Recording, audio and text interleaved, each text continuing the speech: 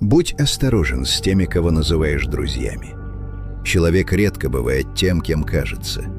Те, кто сегодня смеется с тобой, завтра могут идти своей дорогой.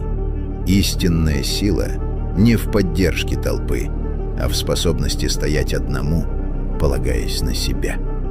Чем меньше ты доверяешь внешнему миру, тем меньше он способен предать тебя, и тем чище твоя свобода.